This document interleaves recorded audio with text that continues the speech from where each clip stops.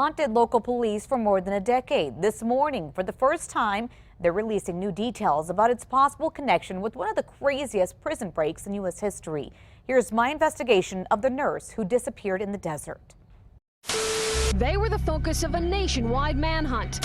She just disappeared off the face of the earth. The seven broke out of the South Texas prison. Maybe we have a link between at least two of the Texas Seven related to the disappearance of Carmen Gonzalez. The saga of the Texas Seven continues. That couldn't be more true for Santa Fe police detectives for the first time in 16 years. Yes, this is the missing persons flyer we put out. Detective Tony Trujillo is talking about the possible connection of a traveling nurse who disappeared in Santa Fe and the infamous Texas Seven, convicted murderers, rapist, and a child abuser who pulled off the elaborate, almost movie-like escape from the maximum security J.B. Connolly prison, the biggest prison break in Texas history. Could the violent criminals know where Carmen Gonzalez is? Her family hopes for answers soon. That we miss her very much, that her parents are still alive. December 31st, 2000, Carmen would check into this Santa Fe motel. Come check out, something bizarre was discovered. Inside Carmen's motel room, everything she was traveling with, end tables stacked on one another, her clothing, her purse. Even to the point where her contact lenses were still on a counter. Carmen gone, and so was that rented van. Days later, detectives find the van. Police file video shows it's broken down in several feet of snow, only blankets found inside in a remote area of Santa Fe County. You have no trace that a crime's been committed, correct? Nothing at all. So no blood, no body, no crime.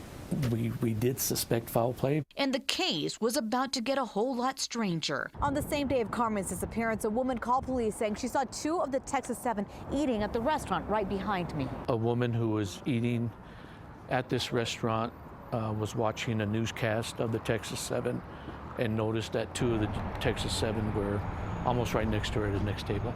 Days later, another woman calls police, this time about the missing nurse, saying she saw her looking scared in the van, just like the one Carmen rented, and she saw two men with her. Police showed the woman pictures of the Texas Seven. One of them was positively identified as Larry Harper. The other, Michael Rodriguez. Weeks later, the law catches up with the fugitives in Colorado. 6 are recaptured. Harper commits suicide. He definitely was the one link we would need to solve the case. Case closed? Not exactly. For the next few years, detectives sent cadaver dogs to the mountains, keep tabs on Carmen's bank accounts, and try to find out if any of the escapees ever stopped in New Mexico. At least one Colorado man believed so back then. Bodie says the men were calling from Santa Fe last week.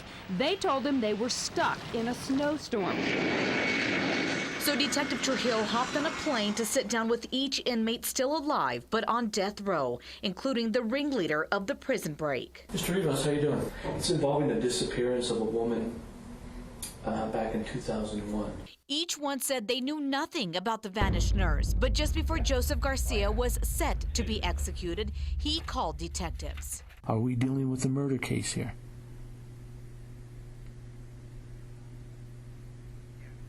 I'm sorry, I didn't hear you. Garcia wouldn't say any more. Could Carmen's disappearance and the sightings of the escapees be a coincidence? Detectives aren't giving up in finding the Puerto Rican woman who once dreamed of becoming a military nurse and moved to New Mexico to care for others. We can know that what happened really, good or bad. It's important to close the chapter. So according to the Texas Department of Criminal Justice website, Garcia has yet to be executed and remains on death row today. Santa Fe detectives say he has not called them back. Carmen's family is from Puerto Rico and say living so far away and the language barrier has made this difficult. If you know anything about Carmen's disappearance, you're asked to call Santa Fe police.